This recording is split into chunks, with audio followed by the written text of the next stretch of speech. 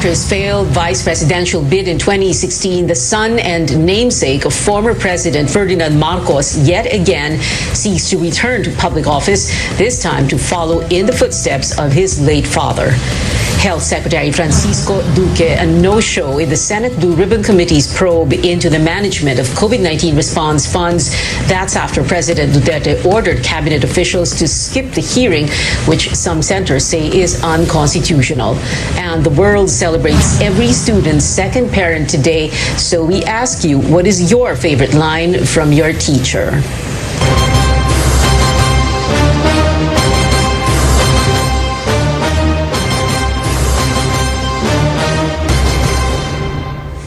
Former Senator Bongbong Marcos ends speculations about his political plans and finally announces he wants to be the next president of the Philippines. Marcos is running under the pro-administration Partido Federal ng Pilipinas, or PFP. Our Rex Remito joins us live. Rex, how will Marcos's candidacy affect the race so far? Well, the road to Malacanang is getting tighter with Marcos joining the presidential race. Unlike other presidential bid speeches, his lasted for only more than 2 minutes. It centered on COVID-19 response, which is expected to be the main issue in the elections. He says he will focus on bringing back the country on its feet from the pandemic. Among the main phrases that he used, unifying leadership and sama-sama tayong babangon muli. I know that it is this manner of unifying leadership that can lead us through this crisis, get our people safely back to work, for all of us to begin to live our lives once again. And that is why I am today announcing my intention to run for the presidency of the Philippines in the upcoming May 2022 elections.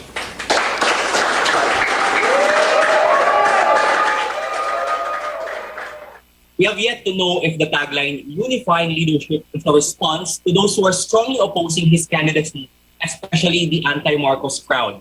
His announcement came after weeks of rumors of a possible tandem with Davao City Mayor Sara Duterte. It was even dubbed by his sister, Senator Amy Marcos, as a quote, marriage made in heaven. Marcos has the so-called solid north, while Mayor Duterte has strong support in Mindanao. With Marcos's declaration, however, we're not sure if the reported tandem is even possible. He has also yet to reveal his running mate for vice president if there will be one, although supporters are not giving up and still hoping Mayor Duterte will run with BBM soon. Marcos is running with the support of PFP, where he was just sworn in as its chairman this morning. He even led the blessing of his national campaign headquarters in Mandaluyong City. The PFP, which is a pro-administration party, earlier nominated Marcos as its standard bearer. The son of late strongman Ferdinand Marcos just left Nacionalista Party after a decade of being a member. Although PFP's general campaign manager Vic Rodriguez says NP will remain as an important ally. The lawyer explains they have embraced the policy of having the broadest political alliances. Marcos lost the vice presidential race by just over 200,000 votes to his rival Leni Robredo. Marcos is now second among the possible presidential bets in the latest Pulse Asia survey. Whether or not he will hold on to his strong standing in the surveys in the coming months remains to be seen. Back to you. Rex, can you tell us what Bongbong Marcos's campaign strategy is going to be in the coming weeks? BBM's camp remains mum on their next move. He has even yet to say on when he will file his certificate of candidacy. Marcos, however, says he will do his best to reach as many areas in the country as possible, although he will focus on social media campaigns given the limitations due to the COVID-19 pandemic. Yeah. Rex Remito there reporting. It is no surprise that social media is abuzz about Marcos's presidential run. Hashtag BBM is my president 2022 and hashtag Marcos Magnanakaw were among top trending topics on Twitter. This netizen sees hope for the nation, saying, quote, Marcos pa rin. Another one says she wants to experience how the Marcoses lead the country. She adds, quote, sana magkaroon na ng disiplina ang mga Pilipino, unquote. But other social media users are up in arms. This this netizen says, ang perang, quote, ang perang ninakaw ng ama at minana ng anak ay gagamitin bilang makinarya niya sa pagtakbo, unquote. He adds, quote, we will never let hashtag Marcos Magnanakaw set foot in the palace, not now, not ever, unquote. Netizen goes on to say that Marcos is unfit, unqualified, and uncalled for. Another tweet of Akbayan Youth Chairperson RJ Nagit got thousands of likes. An online student congress by the Commission on Higher Education turned into a silent protest. Bongbong's son, Sandro, was featured as speaker for the event, but that did not sit well with participants. They changed their Zoom names to hashtags Never Again and Marcos Magnanakaw. Now, this took place before his father, Bongbong's announcement this afternoon. The younger Marcos is seeking a congressional seat in Ilocos Norte. The activist group Bayan also issuing a statement opposing Bongbong's presidential bid, saying it is an insult to victims of martial law during his father's regime. Now, those vying for elected posts next year have until Friday to file their certificates of candidacy. The Commission on Elections is calling on candidates for national positions to avoid the last-minute rush. Senior correspondent David Santos joins us live from Sofitel's Harbor Garden tent in Pasay City. David, tell us more about this appeal by COMELEC. The poll body is expressing concern over what it says the perennial Pinoy culture of complying with requirements at the last minute, and apparently candidates for national posts are no exception. Now, COMELEC raised this concern during the inspection of PNP Chief Guillermo Elazar here at the Harbor Garden tent inside the Sofitel Manila premises this afternoon. Elazar seemed pleased over the security setup in this venue, particularly the deployment of his men, as well as the rigid processes everyone, including aspirants, need to go through to comply with health protocols. And while things have been going smoothly here for the past 5 days, officials are a bit apprehensive on what to expect on the last day of the filing of the COC. Pinoy, yung last minute o yung last day probably baka magdagsaan dito, pero nakahanda doon. What if dumating kayo rito, kulang ang mga requirements ninyo, o mali yung COC ninyo, o mali yung mga supporting documents? You have time to go back and fix it. If pag Friday kayo pumunta, di na kayo makakabalik kasi mahaba masyado ang pila.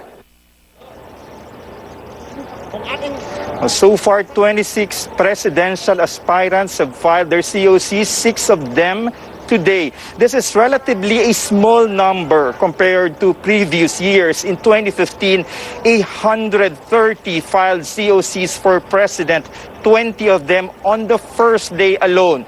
Only one candidate filed his COC for vice president today, bringing their total number to 8. Pia. David, what about senatorial aspirants and party list groups? Any familiar faces who filed their COCs today? Pia, there were 7 who filed their COCs for senator, while 26 submitted their certificates for nomination for party list groups. Overall, there are now 45 senatorial aspirants and 76 organizations vying to be among the party list representatives. Among those hoping to win a Senate seat is a controversial lawyer, Larry Gadon, who spoke here against the Aquino administration and the so-called Dilawans, while the Magdalo party list it is hoping to retain its seats in Congress. The party list group led by its founder and former Senator Antonio Trillanes submitted its papers this morning and left without even saying a word to the media. Pia. David Santos there reporting. Aspirants who filed their COCs today include Metro Manila mayors seeking re-election, one filed without fanfare, the other with supporters gathering despite quarantine restrictions. Our George Quiles tells us that story. Authorities discourage mass gatherings when politicians have their certificates of candidacy. But this appeal seems to fall on deaf ears, at least for supporters of San Juan Mayor Francis Zamora. A marching band plays upbeat music as supporters gather at the local COMELEC office. Supporters at a mass before Zamora filed his COC were more than the limit for religious sites under Alert Level 4. We made sure, number one, dito po sa misa natin, 30% lang ng simbahan na ma-occupy. Pangalawa, I spoke with our Chief of Police 2 days ago and everyone involved sa peace and order to ensure health and safety protocols. Zamora is seeking re-election under the PDP Laban Kusi faction. His running mate is Vice Mayor Warren Villa. Their political rivals, the Estradas, are not yet making a move. Ako po'y muling naghahay na aking COC sapagkat ang San Juan po ay kinakailangan pamunuan ng maayos upang tuluyan nating maitawid ang ating lungsod mula sa pandemyang ito. Basketball players James Yap, Don Aliado and Paul Artadi, and actor Ervic Vihande are part of Zamora's slate for councilor. Ano daw plano ko kung magre-retire na ba ako? So ang sabi ko naman, pwede bang habang kung papalarin ako, habang councilor ako sa San Juan, pwede ba ako maglaro sa PBA? Ang sabi naman nila, pwede daw. If the COC filing in San Juan ran the risk of a super spreader event, Quezon City Mayor Joy Belmonte and Vice Mayor Gian Soto filed their COCs without fanfare. Belmonte and Soto initially announced that they will file on October 8. They are expected to go head-to-head with the Nakalusugan Party List Representative Mike Defensor and Councilor Winnie Castelo. George Cahiles, CNN Philippines.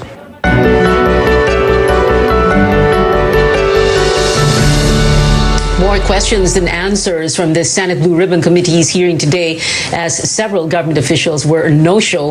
Health Secretary Francisco Duque and other DOH officials skipped the inquiry after attending all 10 previous hearings. The probe stems from audit findings of the agency's management of COVID-19 response funds. Senate Minority Leader Frank Drilon had some questions for the Budget Department's procurement service, but no official was present. Blue Ribbon Committee Chairman Richard Gordon saying President Duterte, as a lawyer, should know that he cannot prohibit officials from attending the hearings unless it involves national security issues or diplomatic secrets. Drilon said he will support a petition challenging the constitutionality of President Duterte's memorandum before the Supreme Court. This has all the red flags of unconstitutionality. It only covers the House, the Senate. It only covers the Blue Ribbon. It does not cover other Blue Ribbon hearings, but only this particular Blue Ribbon hearing. This is really, if you want to call it, I cannot see any other memorandum as blatantly unconstitutional as what we have before us. To those who are not present in today's hearing, we will see you in the budget hearings. So we may raise these questions in the budget hearings. Senator Francis Tolentino, an administration ally, said he advised the president to let the Blue Ribbon Committee hearings continue in line with the separation of powers. The next hearing has been set for Tuesday, October 12. Now, the country will no longer accept new COVID-19 vaccine trials. The Science and Technology Department says it will opt to have studies involving a new platform or a new way of delivering vaccines, as well as a different population group. For example, when I say bagong platform, hindi na to mga mRNA. Example, DNA vaccines is one, no? Isa yan sa titingnan. Number 2, yung route of administration. Merong bakuna na titingnan na hindi na by injection, kundi by inhalation through the nose. So, medyo kakaiba. Kaya ito yung mga bagong platforms, new ways of delivering the vaccine na titingnan, at saka new populations na titingnan din. One of the new platforms recently developed is ZyCoV-D. It is the first human DNA vaccine against COVID. The vaccine will be delivered through the skin without the use of needles. Coming up on Newsnight, tropical depression Lani continues to drench provinces as it leaves 2 casualties, and netizens pay tribute to their mentors this World Teachers Day. More when we return. Stay tuned.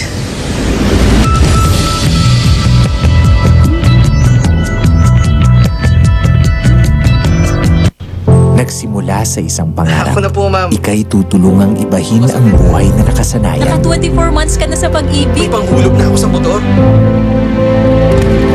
Uy, bagong motor! Gagawa ng hakbang para mapaghandaan ng forever. Ingat ka, ha? At harapin ang bukas ng may maaasahan. simulan mo na ang forever mo ngayon. Fund your forever with Pag-ibig Fund. Register today.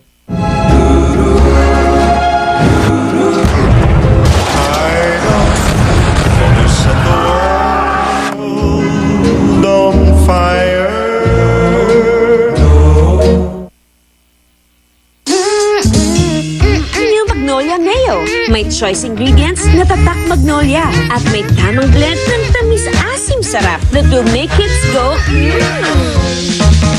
Try nyo, New Magnolia Mayo. Bawat patak, may sarap, may lakas, sulit. Red Horse Beer.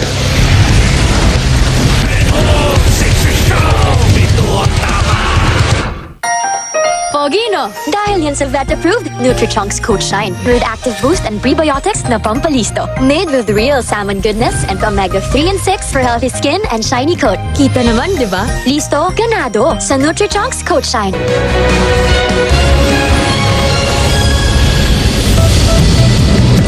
Welcome back to Newsnight, where we go above and beyond the headlines. Tropical depression Lani leaves 2 dead in Cebu province. The Provincial Disaster Risk Management Office says an Indian national drowned while trying to cross a river in Consolacion town last night. In Karkar City, a minor also reportedly drowned while swimming with her friends when Lani hit land yesterday afternoon in nearby San Fernando town. Meantime, Pag-asa says Lani is now nearly 400 kilometers west of Coron, Palawan. The tropical depression is not expected to gain strength and may leave the country tomorrow morning. Storm signals have also been lifted, but moderate to heavy rains are still forecast over Palawan, including the Calamian, Kalayaan, and Cuyo Islands. Light to moderate with occasional heavy rains, meanwhile, are expected over Cagayan Valley, the Cordilleras, Bicol, portions of Mimaropa, and Western Visayas. Breaking news at this hour: for the first time in nearly 2 months, the daily COVID-19 infections hit below 10,000. The health department recorded 9,055 cases today, pushing the total number to over 2.6 million. Active cases are at over 103,000. No update on the number of deaths again today because of technical issues with the COVID Kaya system. Now, a survey showing a significant decline in Filipinos' approval of the Duterte administration's performance in key national issues. In a poll conducted by Pulse Asia, the government had the biggest drop in its handling of rising prices of goods and services, or inflation, which went from 63% in September last year to 37% last month. In efforts to control the spread of COVID-19, approval ratings declined from 84 to 59% in the same period. Results also showing a 25-point drop for issues like fighting graft and corruption in government and increasing workers' pay. The administration's performance in reducing poverty, meanwhile, fell by 24 points.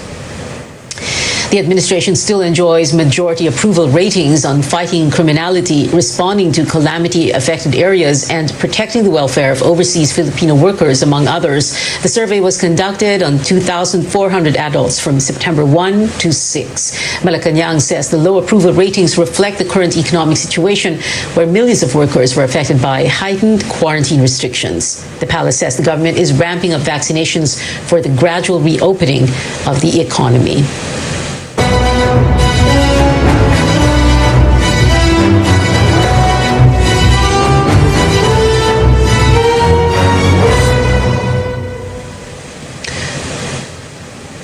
The 2022 race heats up as more aspirants formalize their bids for local and congressional posts. With only 3 days left to file certificates of candidacy, Tristan Odalo tells us how the race is shaping up so far in the provinces. In what could be a show of force and unity, Senator Ralph Recto expressed his support for the re-election bid of incumbent Lipa Mayor Eric Africa, who filed a certificate of candidacy on Tuesday. Africa highlights the need for continuity in leadership amid the COVID-19 pandemic. Napakagandang pagkakataon na muli ko may pagpatuloy ang ating mga nasimulan na mga programa para sa ating kababayan. From Lipa, Recto went to the provincial capital to file his COC for Batangas 6th District Representative. Siguraduhin na tama ang paggastos ng pera ng buwis ng taong bayan, no? At gamitin sa tamang mga proyekto at programa. Pangalawa, nabanggit ko kanina, we have a continuing problem sa COVID-19.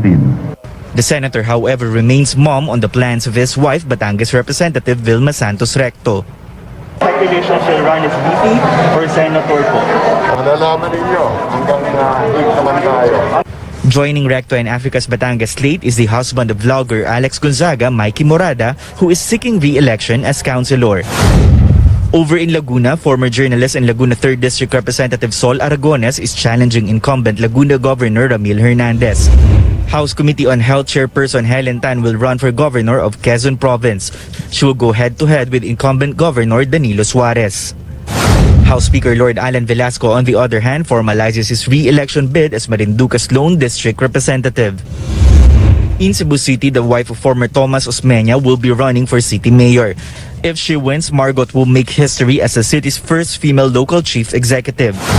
Meantime, celebrity Richard Yap will seek a congressional seat in the Northern District of Cebu City. This is his second try to win a House seat after he was defeated in 2019 by the late Cebu Representative Raul Del Mar. Tristan Odalo, CNN Philippines. Today, we honor teachers for their hard work amid the health crisis. AC Nichols sheds light on the challenges they face in their second year under the distance learning system in this report. For years, teachers shape the minds of children and help them discover their passions. Not an easy job, especially under the current circumstances. Kaming mga teachers, talagang we compensate, we collaborate with the parents on how we can help. So yun ang ginagawa namin, talagang constant communication. There are at least 1 million teachers in the country, not including those in higher education. For many students, they've become like second parents. Thank you po sa pagsusuporta at sa pag-uunawa. Na kahit mahirap po yung panahon, nagagabayan pa rin po kami. Sila po ang tumuturo sa akin sa tama o mali. Sila po ang gumagabay sa mga ginagawa ko sa araw-araw. Hindi po kami matututunan dahil sa kanila eh. In the new normal, Filipino teachers don't have to deal with overcrowded classrooms, but they face new challenges. Extra expenses for internet load, poor internet connection, and a different way of presenting lessons through a screen. But some challenges have always been there. At times, they feel overstretched and burned out. Many of them accept it as part of the job. They believe it's worth it when they see students moving up. Nasusurvive namin dahil siguro dahil sa alam naman pag teacher ka, masyado ka resourceful ka, di ba? Kahit anong paraan gagawin mo talaga para kahit papaano maitawid mo yung hirap na dinadanasan mo. In the meantime, teachers continue to demand higher wages and overtime pay. Amid the 2022 budget deliberations, they also appealed to Congress to give the Education Department a higher budget so that the agency can provide teachers the support they need, such as gadgets and other tools necessary in distance learning. Ngayong new normal, nahihirapan pare-pareho. Pero kung talagang mas maraming suporta, both financially and also yung hindi late ang pagbigay ng mga kailangan namin, talagang malaking tulong yun eh. AC Nichols, CNN Philippines. As education remains in the blended learning or mainly online setting, so do tributes to remember our mentors and their unforgettable one-liners on World Teachers Day. On CNN PH Asks, netizens shared some of their favorite quotes from teachers. One Facebook user brought up the classic "get one whole sheet of paper" line, the telltale sign of a dreaded quiz. Another netizen recalls a teacher's challenge with a quote, "You look intelligent, all of you, but that remains to be proven," unquote. And a comment recalls the popular announcement that never fails to get students to celebrate, "Walang pasok bukas, may seminar kaming mga teachers." But now it's our turn to drop a line that all our hardworking teachers, educators deserve to hear. Thank you and happy World Teachers Day from everyone here at CNN Philippines. Still ahead on Newsnight, a Filipino social media personality shuts down haters as he champions gender equality in a magazine cover. And a Broadway icon is taking his talents to the streaming giant Netflix. A sneak peek of Lin-Manuel Miranda's directorial debut when we return.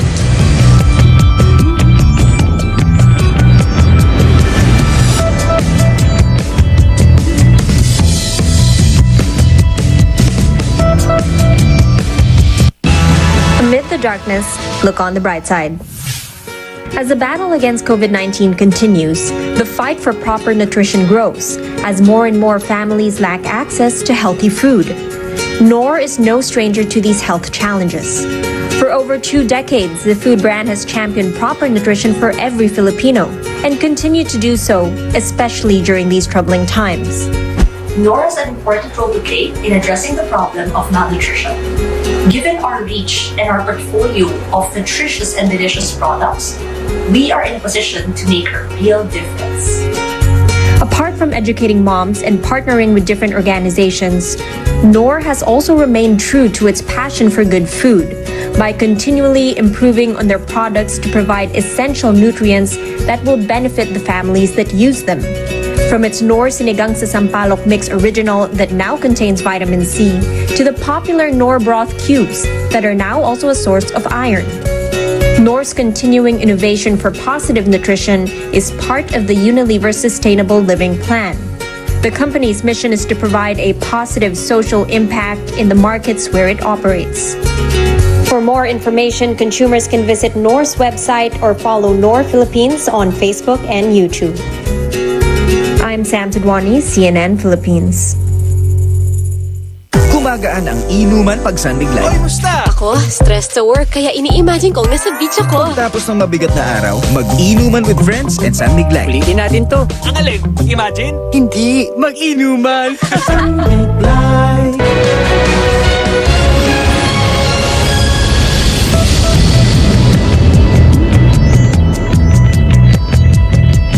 Welcome back to CNN Philippines. Netizens woke up to news that 3 social media back online. Facebook assures users that there is no evidence of their data getting compromised after a 6-hour outage. The Facebook VP for Infrastructure released a statement explaining that disruptions in network traffic because of router configuration changes caused the glitch.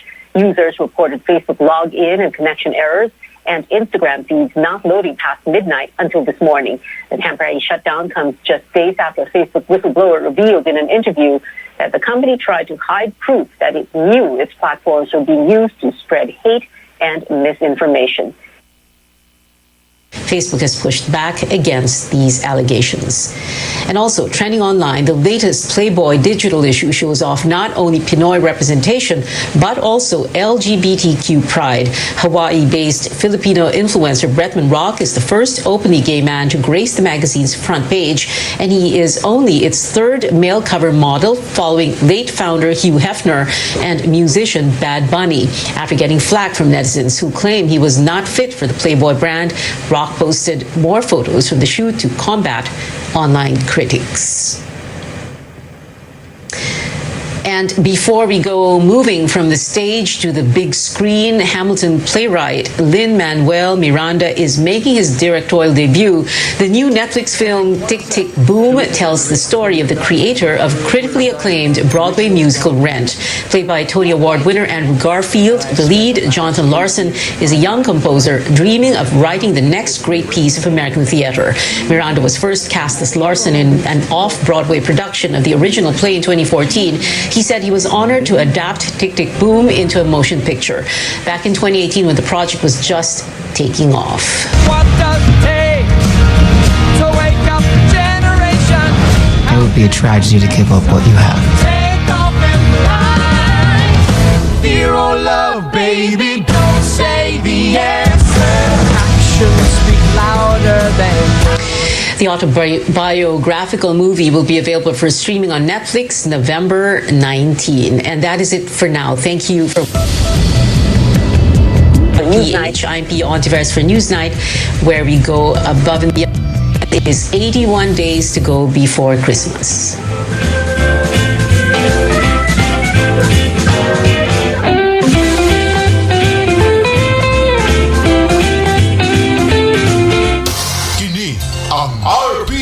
DXKD Radio Runda 1053 kHz.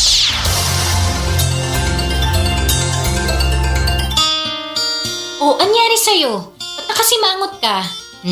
Alam ko na. Masakit ang katawan mo, ano? Sa sobrang trabaho? O di kaya masakit ang ulo sa sobrang stress? Break ka muna. Hinga ng malalim at imasahe ang ulo mo gamit ang Herbalaya Liniment Oil. Ako rin ganun eh. Kaya pag mataas ang tensyon sa trabaho, mag-Herbalaya break ka muna. Herbalaya Liniment Oil. Amoy na kaaya-aya. Sa bawat pahid ay ginhawa. Honorable Angel Halusos Carion, Batanon, Buutan ug Malagaron, City Councilor of the Pitan City, Chairman, Committee on Tourism, Committee on Labor, Committee on Child Welfare and Development. Honorable Angel Halusos Carion, Batanon, Buutan ug Malagaron, City Councilor of the Pitan City. Let's be the solution plus sa COVID-19. B. Bawal walang mask at face shield. I. Isanitize ang kamay at iwasan ang kulob na lugar. D. Dumistansya ng 1 metro at limitahan ang pisikal na interaksyon sa iba. A. Alamin ang tamang impormasyon. Plus, suportahan ang FDA-approved na bakuna. BIDA Plus. Bida Solusyon Plus sa COVID-19. Isang paalala mula sa Department of Health, Zamboanga Peninsula.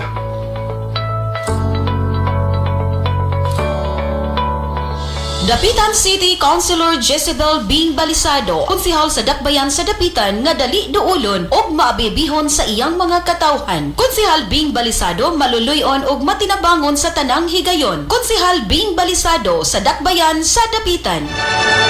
RPN Radio Philippines Network. DXKD Dipolog Radio Ronda. Member, kapisanan ng mga broadcaster ng Pilipinas.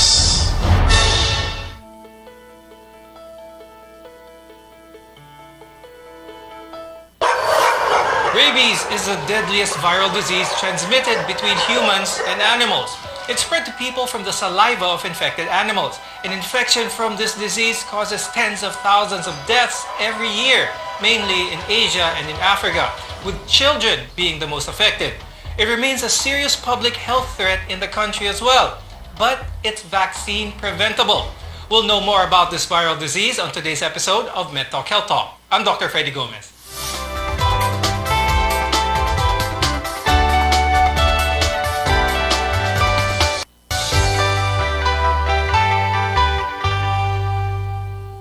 Rabies is a deadly virus that can be easily prevented, but not without immediate and appropriate care. To explain more about this topic, we have on the program Dr. Ferdinand de Guzman. He's a family medicine and infectious disease specialist from San Lazaro Hospital. He's also a member of the Asian Rabies Expert Bureau. We're also joined by Dr. Pauline Convocar. She's the president of the Philippine College of Emergency Medicine. Thank you both for being with us. Now, the month of March is Rabies Awareness Month, and an estimated 200 to 250 Filipinos die from rabies every year. Now, dogs are the main source of human rabies deaths. According to the World Health Organization, at least a third of deaths here are children. Dr. Ferdy, I'll start with you first. What causes rabies and why does it remain a serious problem in our country? Rabies has always been there. It's one of the oldest diseases, and we're aware of what the disease is, but there has not been so much implementation. In fact, there is a law. Okay, this was passed in 2007, but the law has not prevented the cases of rabies, and of course, we have been lax when it comes to responsible pet ownership. Okay. Now, the Philippines had a goal of becoming a rabies-free country last year. But Dr. Ferdy, why has that not yet been achieved? And what do you think should be the next step? We have been lax about the implementation about the law. The law actually is very good. It was passed way back in 2007.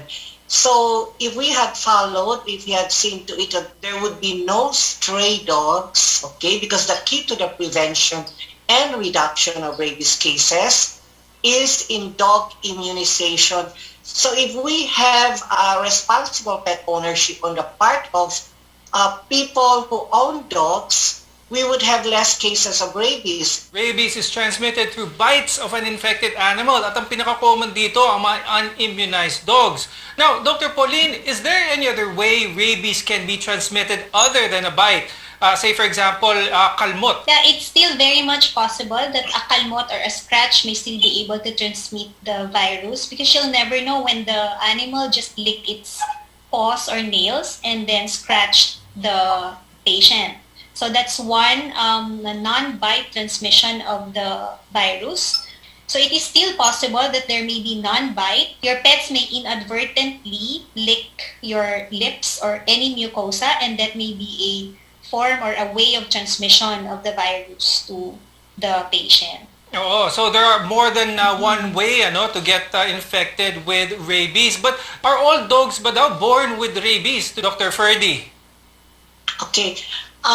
Rabies is transmitted, or the carriers of the disease usually are warm-blooded animals. Of course, dogs, cats, they have the potential to transmit the disease. So they develop the disease first and then transmit to humans, whether bite or non-bite. We always say, if you have a dog bite or a cat bite or an exposure, bring the victim to the hospital.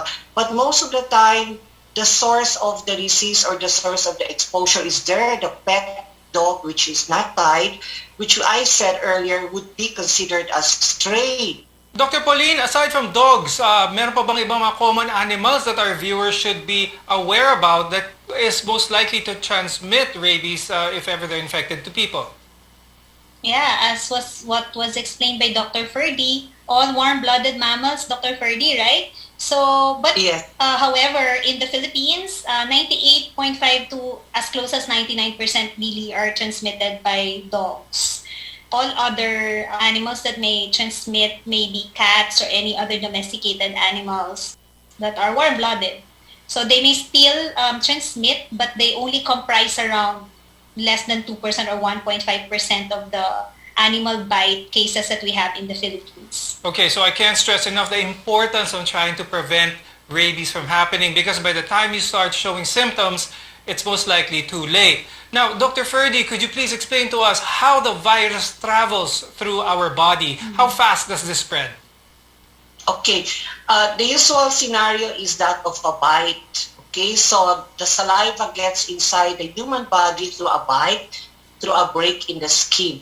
Now, the rate of travel of the rhabdovirus inside the body is 2 to 4 millimeters per hour. So actually, it's rather slow if you would count it as per hour. That's why we would say it's an urgency, not an emergency, because actually we still have time to prevent the development of the disease. When we see patients, we often ask, did the wound bleed? Okay, so if the patient or the guardian or caregiver tells us, yes, the patient bled, so it's a higher risk for the development of the disease. Its exposure is serious. So below the waist, because it's far from the brain, we would say that the wound is minor. Above the waist, because it's nearer the brain, we would say the exposure is major. So of course, with the 2 to 4 millimeters per hour, if it's above the waist, especially head and neck areas, automatic, that's a category 3 exposure, meaning the risk of the patient developing the disease is higher. Okay, very good. Now, Dr. Pauline, if someone is bitten by a dog na hindi sila sigurado kung immunized ba against rabies ang aso, is this immediate time for them to go to the ER? Ang payo ko talaga is pumunta ng emergency department if in doubt. Always. At least there you will be evaluated, you will be assessed if indeed what's the category of the bite. But before doing so, in the house, you may immediately and vigorously wash the wound with soap and water, preferably for around 10 to 15 minutes. If not available, the wound may just be thoroughly washed with water, but you may also apply antiseptic like alcohol or ethanol, 70%. And then proceed immediately to the emergency department should you have doubts if the bite was from an unimmunized dog or an immunized dog. Regardless, you should visit the emergency department. Dr. Pauline, is it important for the emergency room physician na alamin nila yung status ng aso na kumagat doon sa tao? Yes, we have to also know the status of the dog, even the status of the immunization of the dog. But more likely, oftentimes, the dogs are stray, or if they're not immunized, or when in doubt, we really treat them as unimmunized. Besides, even if the dog is immunized, we still give the necessary prophylactic vaccination, regardless of the vaccine status of the dog. Then we have to evaluate again if the immunization status is valid or not expired. So that's how we evaluate the wound first, and then evaluate also the immunization status of the dog. Okay, so the first symptoms of rabies in humans may be very similar to the flu and may last for days. More on this when we come back. You're watching MEDTALK Health Talk on CNN Philippines. Stay with us.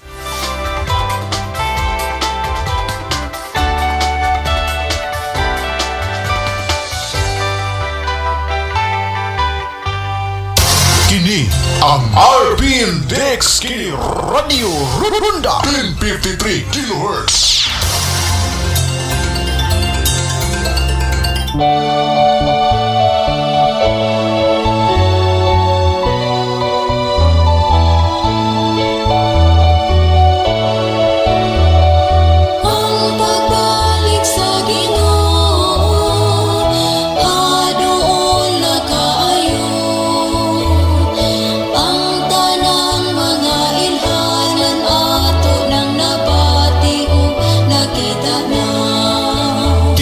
Kamatuuran usa ka taknang tulumanon nga magahatag kaninyo sa lunsay nga kamatuuran nga gikan sa balaang kasulatan nga magahatod kaninyo sa pag-angkon sa kinabuhing walay katapusan didto sa gingharian sa langit.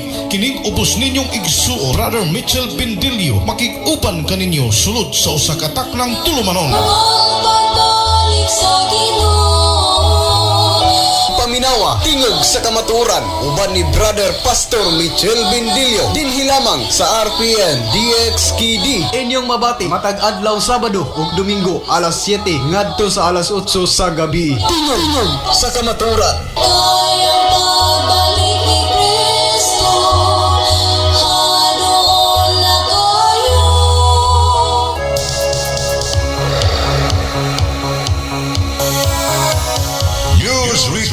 Pupong on board.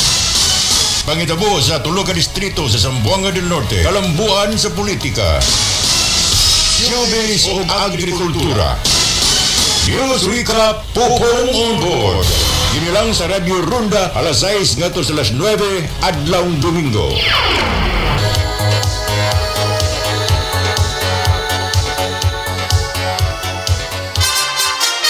RPN DXKD Radio Runda 1053 kHz.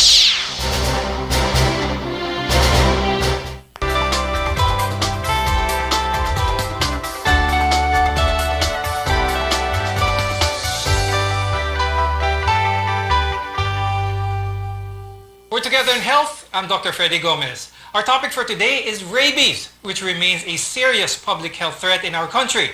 Before we proceed with our discussion, let me emphasize the legal responsibility of pet owners in our country. Under Republic Act 9482, otherwise known as the Anti-Rabies Act of 2007, pet owners are required to have their dogs regularly vaccinated against rabies and maintain a registration card which contains all vaccinations conducted on their dog. For accurate record purposes, submit dogs for mandatory registration. And maintain control over their dog and not allow it to roam the streets or any public place without a leash. As what Dr. Ferdy mentioned, any dog without a leash is a stray dog. Rabies in humans progresses in 5 stages: the incubation, prodrome, acute, neurologic period, coma, and then death. The incubation period is the time before symptoms may appear. Dr. Ferdy, what happens during this stage and how long does it usually last? Most of the time, these cases are misdiagnosed at the start because when they pass through the first stages which you mentioned, there is no hydrophobia yet, no aerophobia. This only become obvious a few hours prior to admission. Weakness of both extremities. But it's just good that the clinician who saw the patient manage to elicit a history of bite. Okay, so it doesn't have to pass through the different stages. What makes it obviously a case of rabies is when the symptoms of hydrophobia and aerophobia appear. And that is what we usually see in the emergency room or in the homes of the patients where these symptoms are first manifested. Napaka-importante talaga ang time frame in bringing the person to seek medical care kaagad. Dr. Pauline, Dr. Ferdy mentioned about hydrophobia or yung fear ng water, ayaw uminom ng tubig, o yung aerophobia. Bakit kaya nangyayari ito sa isang taong infected with rabies? If you understand, encephalitis kasi siya so talagang merong changes in behavior siya. They may not follow the same order, and oftentimes we see patients at the later phase na sila pumupunta. Ang payo ko talaga is that early on, with the history of bite, just visit any emergency department so that your wounds may be evaluated and we will already know if indeed you already have human rabies or not. The drooling and the fear of drinking water is actually the pain that manifests. They feel a lot of pain whenever they do that. Now, Dr. Pauline, could you please explain to our viewers what is a step-by-step? What can they expect to happen? So if we have here an emergency department, you'll go through a triaging process where the patient gets to be categorized based on severity and acuity, if the patient can wait or if the patient can't wait, and will be managed accordingly because that also depends on the face of the person, the face PHASE of the presentation, if indeed you have already rabies or not. But if this is just an animal bite, then you'll be triaged according to an area where you will be registered, and then of course a doctor and a nurse will attend to you, evaluate the wound, and you'll be put in an area where the wounds will be evaluated. If you have not yet done the washing of the wounds with soap and water, it will be done again in the emergency department, and medications will be given depending on the assessment. If a dog bites a person, it's necessary to keep the dog isolated from other animals and people for at least 10 days and observe it for abnormal or rabies-like behavior. Remember that rabies is a medical urgency. Now, Dr. Ferdy, what should someone do if they are far from medical help? Actually, that's a very big problem. You are far from a facility that handles bites or that treats animal bites. These are actually things not to do in addition to what Ma'am Pauline has mentioned. Oftentimes in areas outside Manila, they think that dog bite is a snake bite. So what they do is they tie it with a very tight tourniquet, very tight, rope. They would say that this is to stop the upward spread, the spread of the virus inside the body, but actually this is wrong. You're cutting off the blood supply from in that part of the body, maybe let's say the lower extremity where the child was bitten.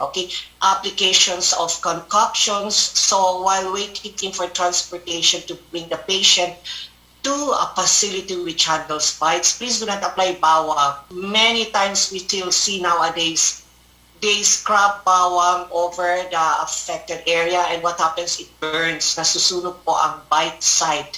So it increases the size of the injury, as what Ma'am Pauline mentioned. So there's the risk of the patient developing tetanus. Another thing also, because you mentioned that a patient or the incident might have happened in an area where the nearest facility is 3 to 4 days away if you walk. If it's in the mountains, what we would often say is that observe the dog, take care of the biting animal, because most of the time the biting animal is a big help. When they finally get to see a doctor, first question we would often ask is, buhay pa ang aso? Nakikita niyo pa po ba ang pusa? As long as biting animal is alive, it's safe. Wala pong rabies ang biting animal because there are still no signs and symptoms of rabies in the dog. So napaka-importante talaga yung condition ng animal, especially if you're far from adequate health care, because the status of the dog will give you an insight if this animal does have rabies or not. because rabies is a potentially fatal condition which is 100% preventable when immediate medical treatment is received. It's important to know that the health department provides free anti-rabies vaccine for post and pre-exposure prophylaxis in all animal bite treatment centers. PhilHealth meanwhile provides qualified members a package that helps pay for the cost of post-exposure treatment. When we return, more on treatment for people who were bitten by animals with rabies. Your health is our priority here on MEDTALK Health Talk.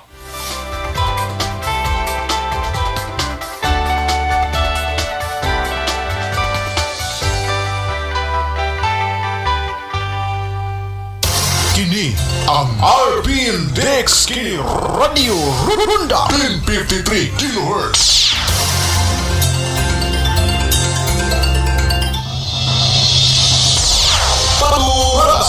Paturagas. Watod kaninyo sa mga lapas ng mga balita. Paturagas. Mga balitang gikan sa lokal, regional ug nasyonal nga mga tinubdan.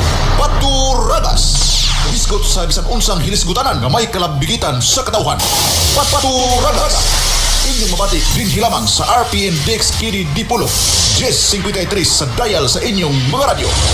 Ang tulmanong Paturagas Inyong mabati matag alas 8 ngadto na sa alas 9 sa buntag, Lunes hangtod Biyernes.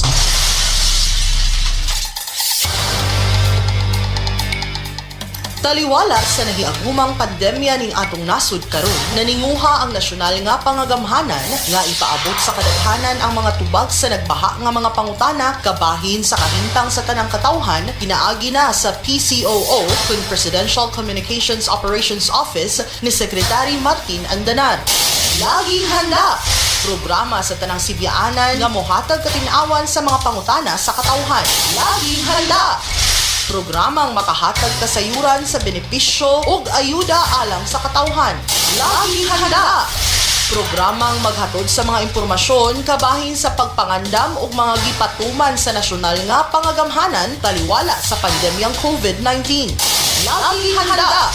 Mapaminaw matag Lunes hangtod Sabado alas 11 ngadto alas 12 sa kaugtuhon. Diri lamang sa RPN DXKD Dipolog 1053 kHz sa aton mga AM radio bands o sa RPN DXKD Dipolog sa Facebook account.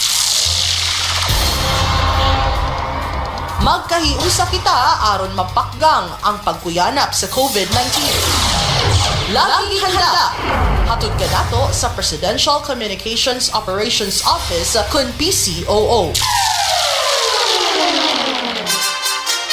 RPN DXKD Radio Runda 1053 kHz.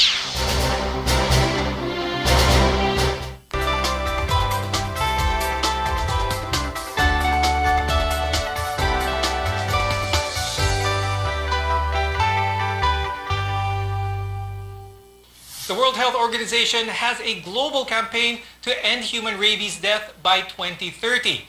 Here in the Philippines, we had a campaign to end rabies in 2020, but that has not been achieved. Our knowledge and understanding of rabies can help protect you and your loved ones from this potentially deadly viral disease. Welcome back to MEDTALK Health Talk, your connection to healthcare.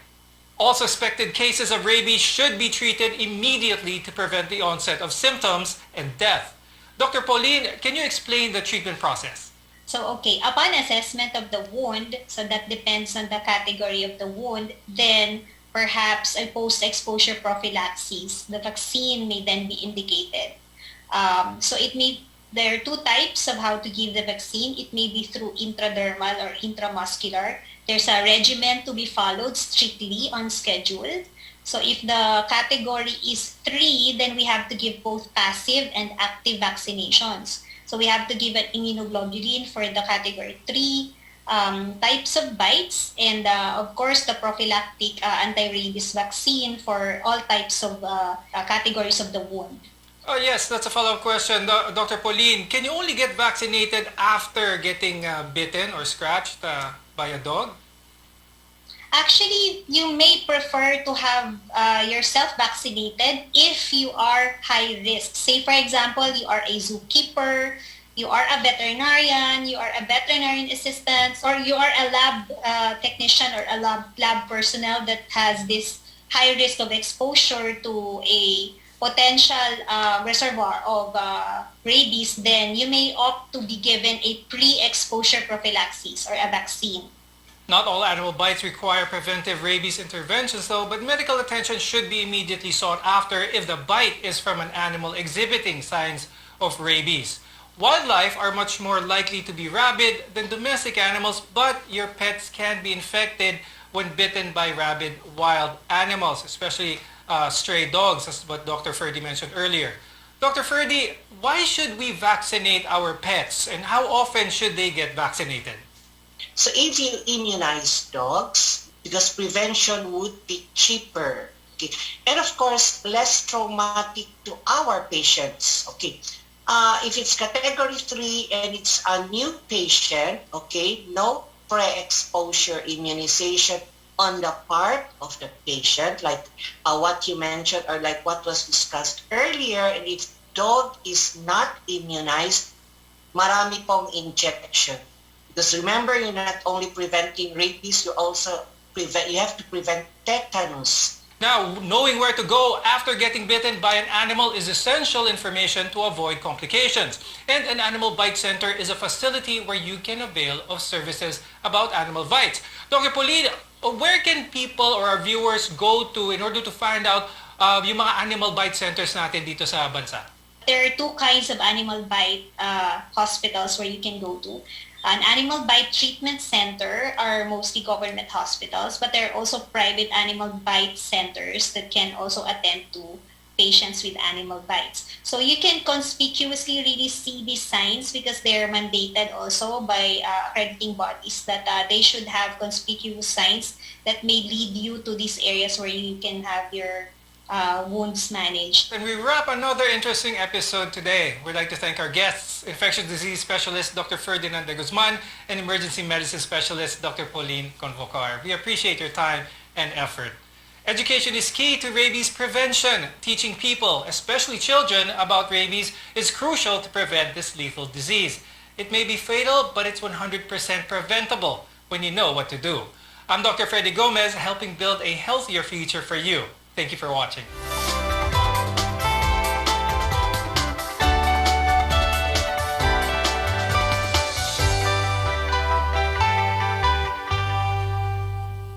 Kini ang RPN DXKD Radio Runda 1053 kHz.